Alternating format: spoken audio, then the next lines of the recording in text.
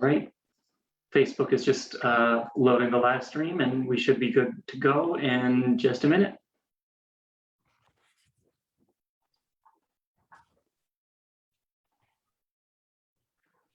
Tell me when it's live. All right, we should be good to go. Hello, everyone. Thank you so much for joining us for another town hall. I am really excited to get this opportunity to chat with you. Sorry that we are running a little late. It's been a really busy couple of days here. I want to just thank you again for spending some time with us and hearing directly from me on the happenings of Washington, D.C. and the things that we've been able to do on behalf of our constituents and the work that is getting done here on behalf of the people in Washington. Before we dive into Q&A and answer your questions directly, I wanted to give you quick updates. And we actually have a PowerPoint presentation. So Nikki, take it away.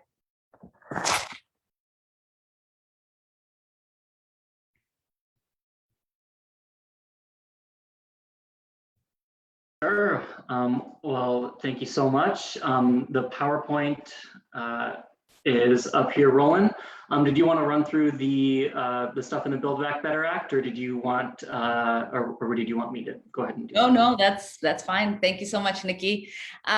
So as many of you know, in the House, we have been fortunate enough to get the Build Back Better Act done. In the Build Back Better Act, I know a lot of people have been hearing about the dollar amount, but many people don't know what's actually in it. So I wanted to give you a quick rundown of what are some of the key things that are in the Build Back Better Act. We have been able to include childcare, fully subsidized childcare for low-income families, and cap childcare expenses for middle income families so that they're not going to pay anything more than 7% of their income, which is really exciting for so many of our families. And that will essentially make it universal for a lot of them. Preschool, we've included that provision as well in the Build Back Better Act. It creates a nationwide preschool program for 3- and 4-year-olds. I know that as a mom, that was a big challenge for me when I was raising my little ones, and I know so many families are going to get the opportunity to take advantage of that. We've also have been able to fight and get some really great climate provisions in the Build Back Better Act. We have an investment of $555 billion for clean energy, electric vehicle technology and subsidies, and the civilian climate corps. And it will also have sustainable domestic manufacturing for so many people in our district and across the country. I know that addressing climate change and dealing with the environmental crisis in this country and globally has been a priority. So we're really excited to have this provision. We're going to continue to fight for it and make sure that it stays in the Senate and it ultimately gets to be included in the bill that passes so that the president can sign it. We've also been able to do some really important work in regards to healthcare expansion. This bill allows Medicare to negotiate drug pricing, cap drug pricing for seniors at $2,000 a year. It adds hearing benefits, and the one piece that we are all really excited for, and it's really important to Minnesotans, is the fact that insulin prices will be capped at $35 per month for all families across the country and individuals as well. It also caps direct pricing increases to inflation, which is going to be important going forward. As many of you know, we were able to get child tax credits in the American Rescue Plan that was passed at the beginning of the year. And so many families have been able to benefit from that. And this bill, the Build Back Better Act, extends the current tax credit for middle and low income families. We've also been able to get family and medical leave. It establishes 4 weeks of paid family leave and medical leave.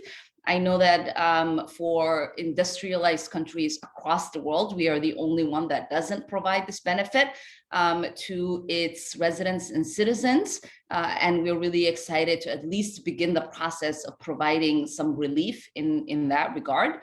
We have an investment of $170 billion for new affordable housing and home ownership programs. There's also provisions that are included in regards to immigration. It creates a pathway to citizenship for millions of undocumented Americans, and it addresses the immigration backlog.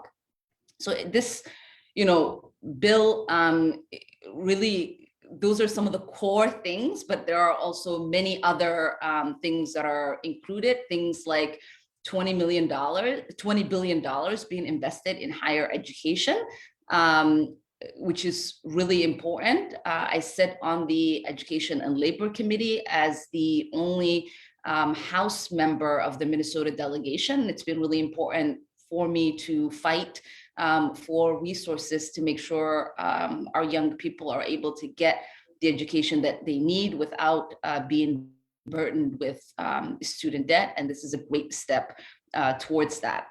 We also have $10 billion to prevent childhood hunger. Many of you know that I've introduced 2 pieces of legislation to address childhood hunger and ways in which we can eradicate that. The 2 pieces of legislation that I've introduced address the school meals program. In the first COVID related legislation that we did back on March 27th of 2020, I had introduced the Meals Act, which was implemented as part of the CARES Act, that has been able to provide universal school meals to our children during the pandemic. And we continue to fight to make sure states are asking for those subsidies, and will continue to provide those meals to our young children, because childhood hunger is real in the United States and it needs to be addressed.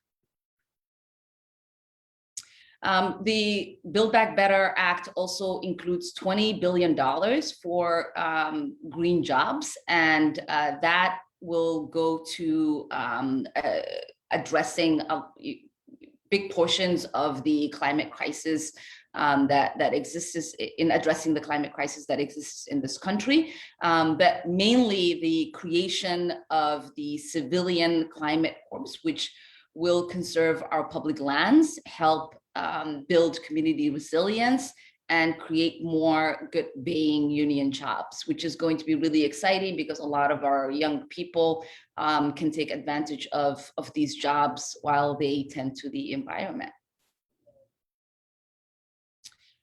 So I gave you an overview of some of the things that are in the Build Back Better Act that I thought might be really important for the people of the 5th. I also wanted to give you an idea of some of the things that we've been working on that actually made it into the Build Back Better Act. As many of you know, last Congress, I introduced the Zero Waste Act, and all of the eligible provisions of that could be included in the Build Back Better Act have been included. There is going to be an investment of $750 million in recycling and composting infrastructure programs and materials. It is going to expand domestic manufacturing to use recycled goods in the United States and limit wasteful byproducts of manufacturing. It promotes waste reduction as a primary goal, and there's going to be $300 million that is earmarked for investment in communities of color and low-income communities. And the way that we structured this legislation is that there is going to be grants program that communities, local municipalities, and states can tap into and invest in the programs that they've already created as part of the legislation that they are working on local level. I also introduced legislation to address some of the housing issues that exist in our community, and the Community Restoration and Revitalization Fund is all the eligible provisions of that are included in the Build Back Better Act. It invests $3 billion in a new program to promote community-led civic infrastructure projects, affordable housing, and economic development activities in distressed communities. Of this amount, $500 million is set aside for community land trust and shared equity home ownership programs. The grants that this program creates can be extracted by local communities to address the needs that they have and the programs that they want to implement in their community. So there is some flexibility in that regard, and we're really proud of the fact that these two pieces of legislation that we've been working on have been included in the Build Back Better Act.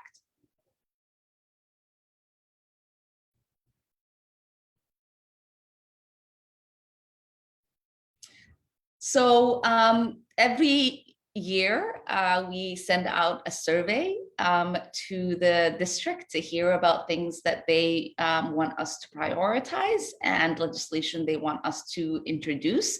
And we know that for many of them, education is a top priority, housing is a top priority, environmental justice is a top priority, and healthcare is a top priority. And this legislation will address some of the priorities that our community has and has been asking for us to address, things like affordable housing.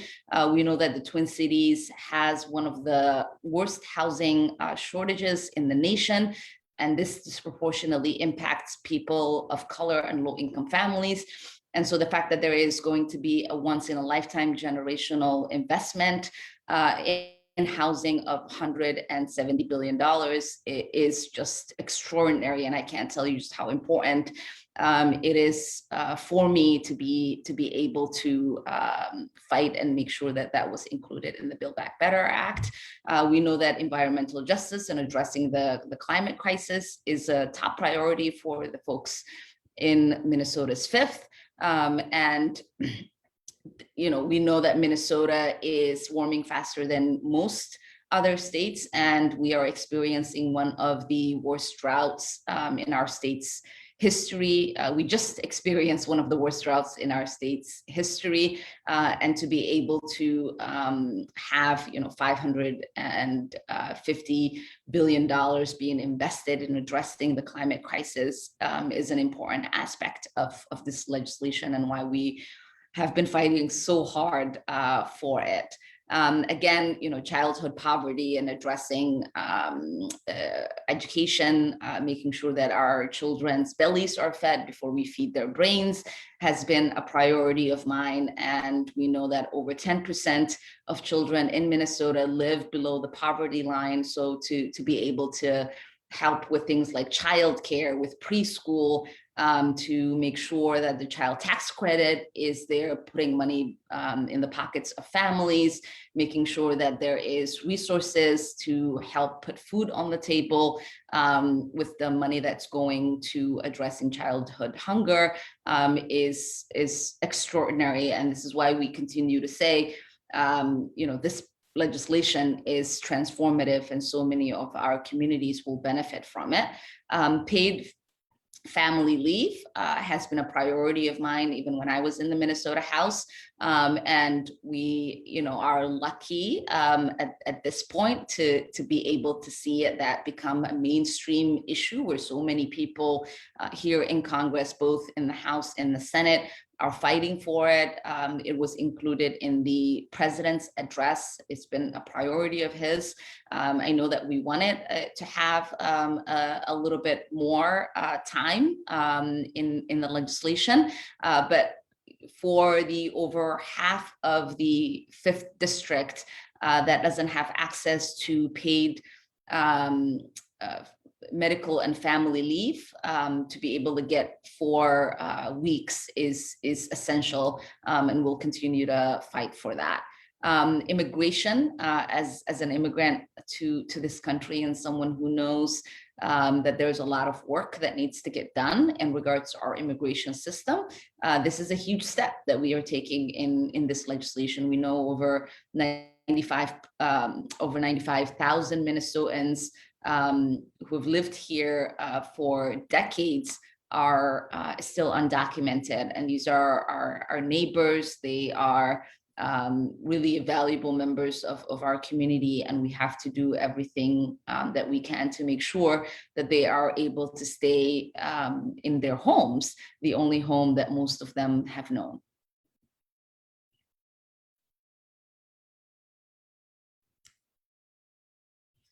So in regards to legislation accomplishments, we have been able to pass 8 bills and amendments into law through the legislative process.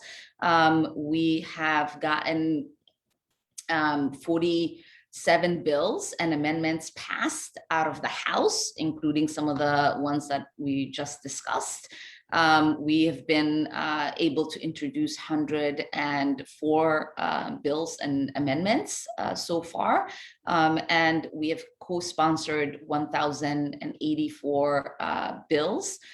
We've been able to engage with our constituents, address their needs, and we've been able to do over 150,000 correspondence with our constituents. We really appreciate the fact that you all call in and write to our office, whether it is the DC office or it is the in-district office, that you visit us and make appointments and utilize the resources that we have and that we can offer on your behalf. We are your liaison for the federal government, and we are here to make sure that your questions are answered and that your problems are solved.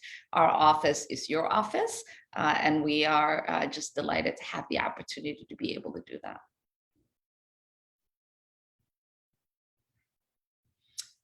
So here are some overviews of recent bills that we've been able to introduce. A joint resolution of disapproval in the arms sales that is being offered to Saudi Arabia. We think that while the war in Yemen continues to be waged by Saudi Arabia, that we should not partake in that, and we shouldn't be selling them weapons to advance the destruction of a nation and the lives that are being lost.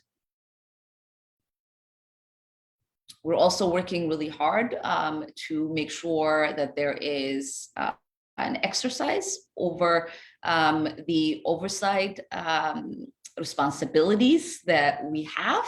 And so we've introduced legislation to make sure that we can exercise the oversight that is provided to the Foreign Affairs Committee in regards to arms sales and to Congress, so that the president unilaterally and the administration isn't doing this regardless of what administration is in the White House.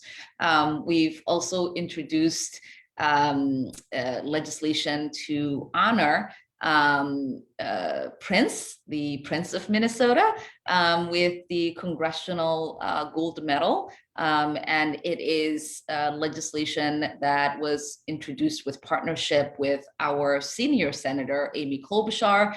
It is co-sponsored by the whole delegation of Minnesota, both Democrats and Republicans. And we look forward to continuing to honor Prince's legacy and find ways to collaborate with our colleagues, both sides of the aisle. As many of you know, it's been really important to us to combat Islamophobia here in the United States and globally. That's why we've introduced the Combating International Islamophobia Act. It will require the State Department to create an envoy that helps monitor and combat Islamophobia. We know that the Human Rights Human Rights Council of the UN said that Islamophobia has reached a epidemic level, and it needs to be addressed by every state across the globe, and we want to do our part here in the United States. We've also introduced the Affordable Housing Opportunity Made Equitable Act, the HOME Act. This is a legislation that will create a comprehensive policy to tackle the affordable housing crisis that is threatening families in Minnesota and throughout the United States.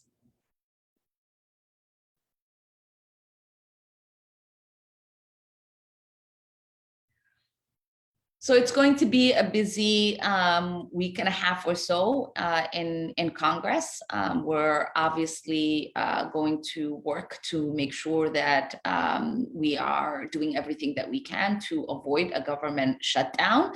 The current government funding expires Friday, December 3rd, and we are working to pass a continuing resolution that funds the government at the last level of funding that it had. And we'll continue to update you all on how that process is being made, because we know that there are so many families that are going to be impacted, and it's important that our government continues to operate and work for the people of this country. We're also looking to raise the debt ceiling. Congress must raise the debt ceiling before the Department of Treasury runs out of borrowing authority on December 15th. We have been, this has been an ongoing process, and we are going to tackle this this week as well, and we'll keep you updated on the progress that we are making. We're also going to Congress is also going to be working on passing the National Defense Authorization Act. The Senate has that piece of legislation, and we'll keep you updated on the progress of that as well.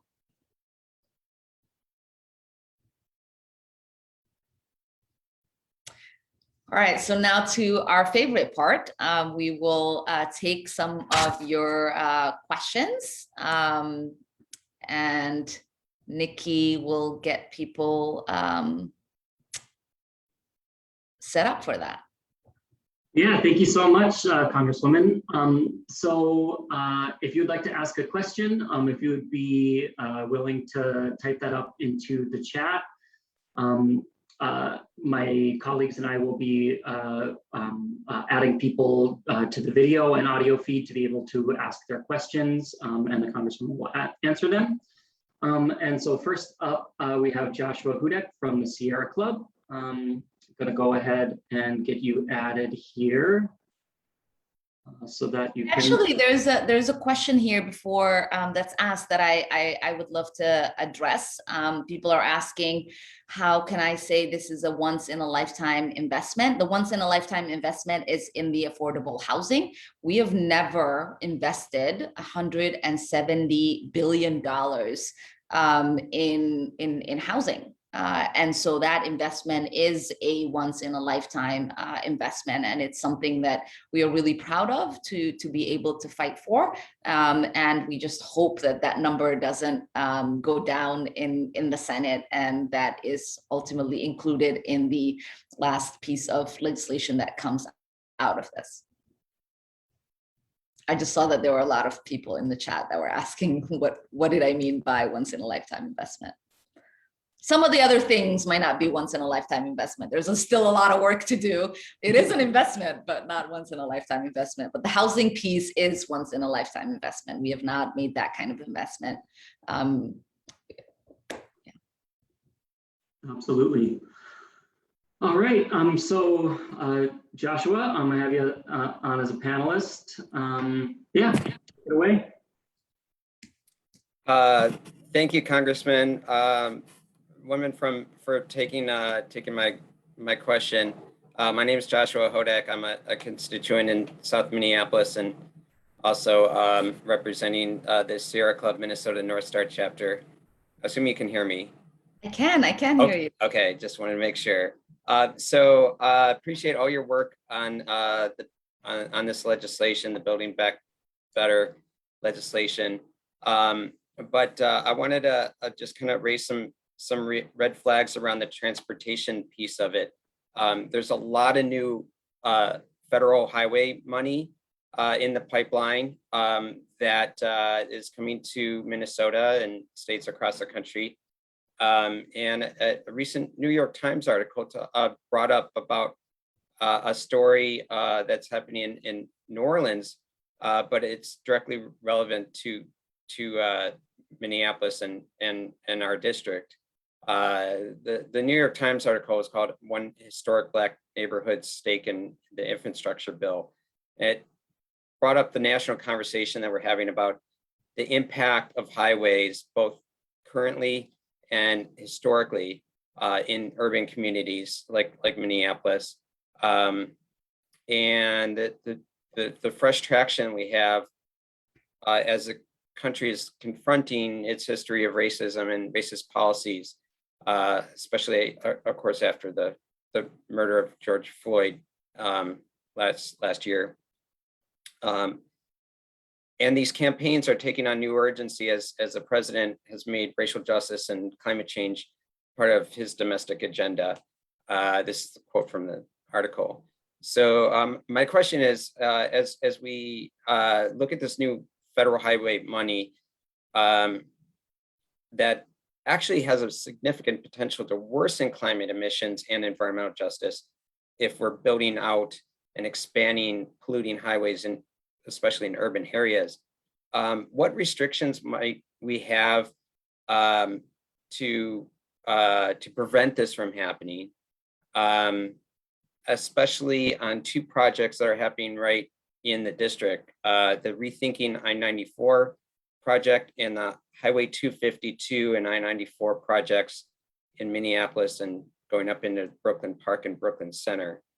MnDOT's targeting some of this funding for a land bridge in St. Paul, which is fantastic to mitigate the wrongs of the Rondo neighborhood. But I'm just wondering, what we can do to direct funding to improve these projects and not add more polluting traffic to already burdened environmental justice communities. Thank you, Joshua. You really do ask an important question, and one many of us have been mulling over for a long time. We know that transportation is the largest source of greenhouse gases in Minnesota. And when climate change is already disproportionately impacting communities of color, we have to think critically, right, about these things.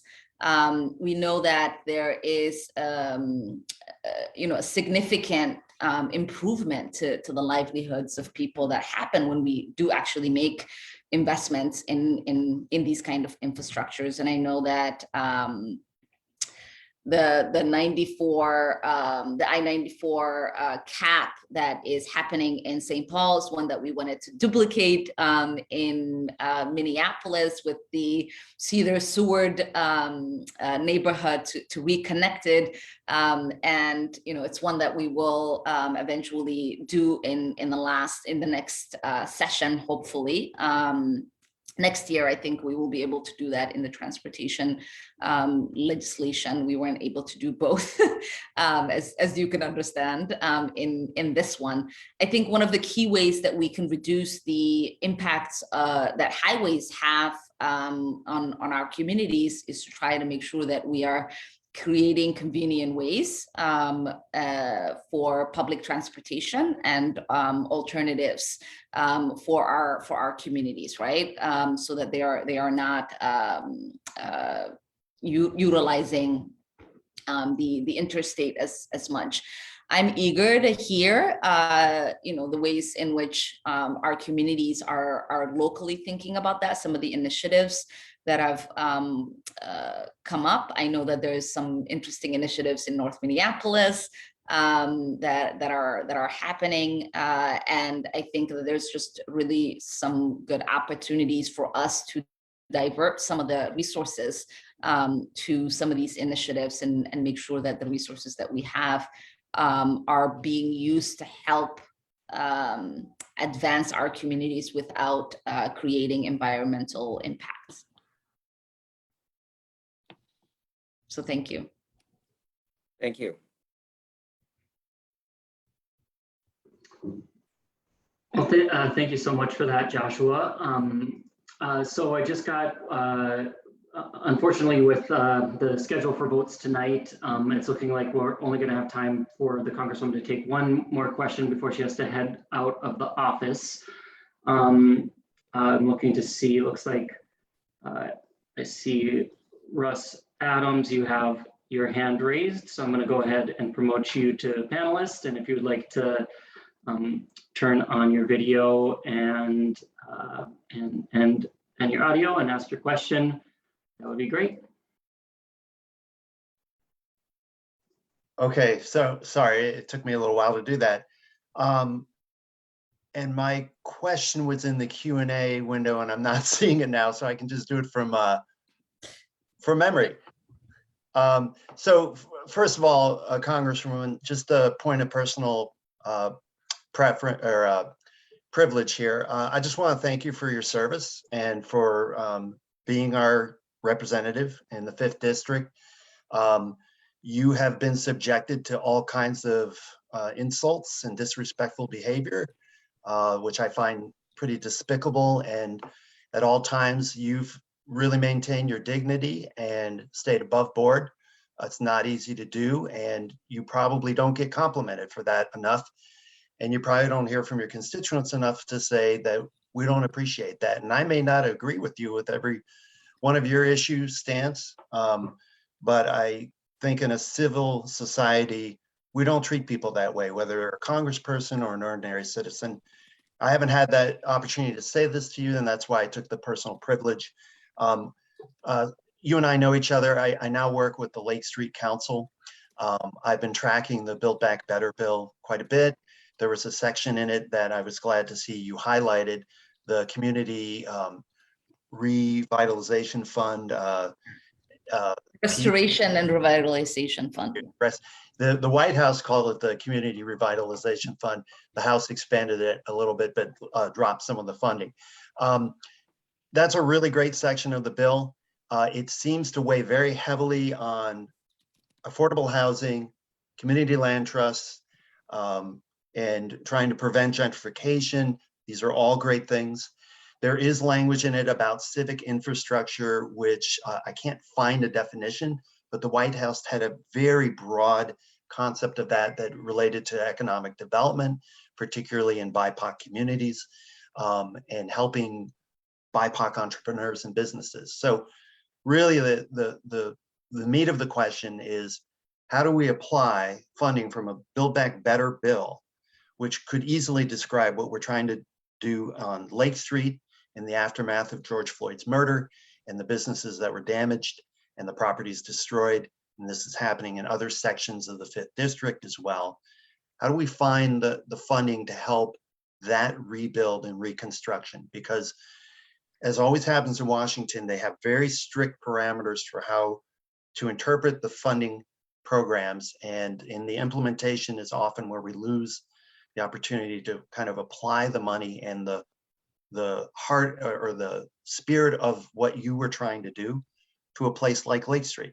So this is a longer conversation. I'd be happy to have more with you and your staff, but Build Back Better could easily be our motto on Lake Street. So how do we apply that? Well, first of all, Russ, thank you. And yes, I do actually hear quite a lot from our constituents, and it does fulfill me, and it helps me continue to do the work that needs to be done and stay focused. So thank you, and thank you to the residents of Minnesota's 5th for trusting me and for honoring me with the privilege of serving you. I think that, you know, in the original bill that we had, that this is taken, right, like this is out of the legislation that I introduced. The idea behind it was that once the funds would go to the states and local municipalities, that they can then target it to the programs that need the investment. And so there is obviously going to be a follow-up in regards to rulemaking. What we have learned throughout COVID, with all the investments that we've been able to make, is that sometimes there's a lot that you have to do in following up when you are generating this much investment, to say, you know, here's where you need flexibility, here's where you need to allow communities to be able to guide the ways in which these resources need to be used. We know that the pandemic has laid a lot of the ills of our communities bare.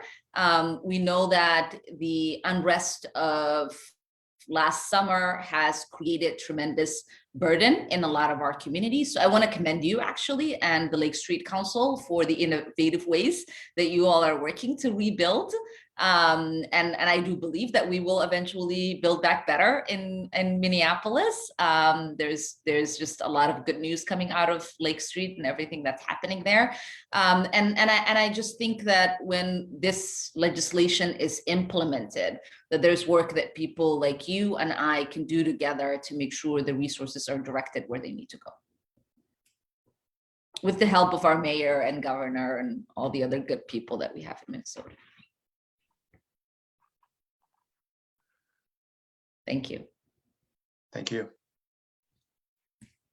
All right, so I know boss, if it's all right, maybe just one more quick question, and then I know you got to run for your 6 p.m. engagement. So Joe, Herbies, I hope I'm not mispronouncing that terribly, just added you here, and so please feel free to turn on your camera and microphone and go ahead and ask your question.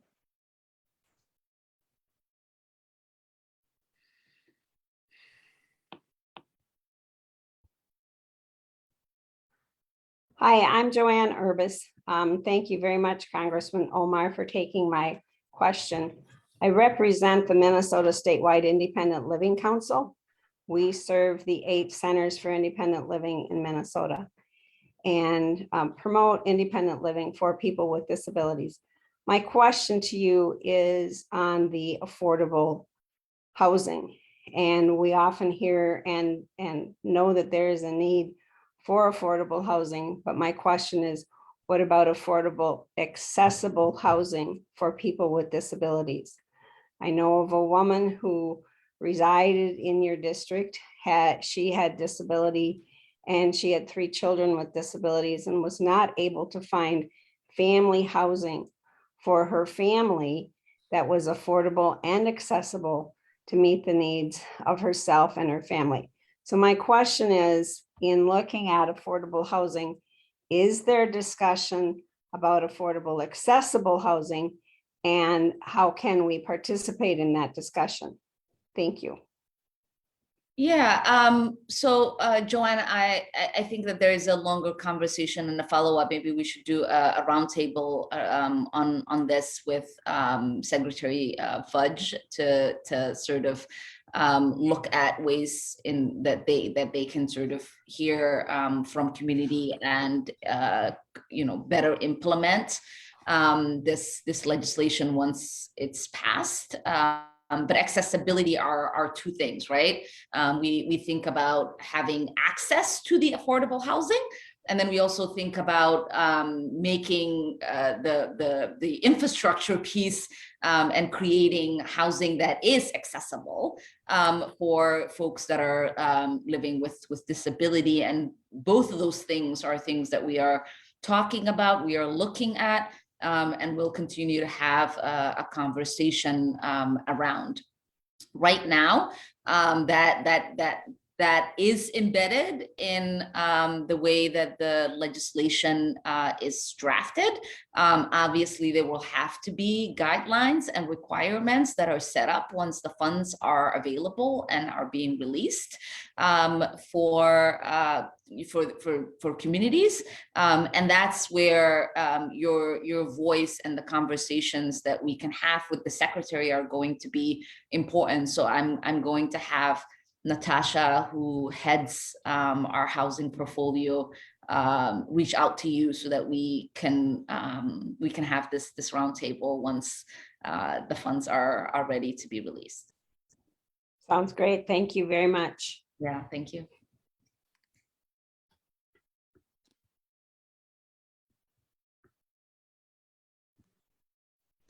Oh, and I will say before I end, Joanne, I don't know if you're still able to hear me, but we have a housing task force for the Minnesota's 5th.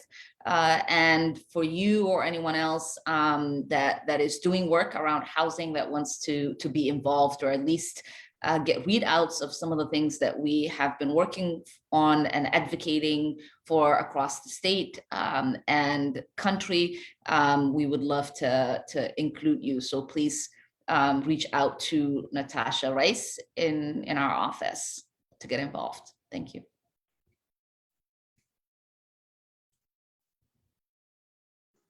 Is that it? All right, that's it. So I just wanted to say a couple housekeeping things.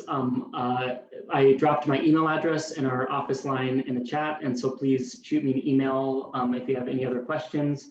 Also, for any of you who put questions in the chat, we'll make sure to follow up with you. We have your contact information from the Zoom registration. I just wanted to share that. All right, back to you, boss. Well, thank you, everyone. I really do treasure this 1 hour that we do get to do the town hall, whether it is virtual or in person in the district. It gives me an opportunity to give you updates and hear directly from you. I do apologize that we haven't been able to utilize the full hour. We usually have these town halls run a little longer because there's flexibility in time. But tonight just happens to be a night where we have votes and a lot of running around that we are doing. Hopefully we'll schedule this a little better. But again, thank you so much for taking the time to join us. And like I always say, it is an honor to serve you and be your voice in Congress and co-govern with you. So feel free to reach out to our office with ideas and with questions. And again, remember, our office is a resource for you and a liaison for the federal government. So use us. Bye, everyone. Have a great night.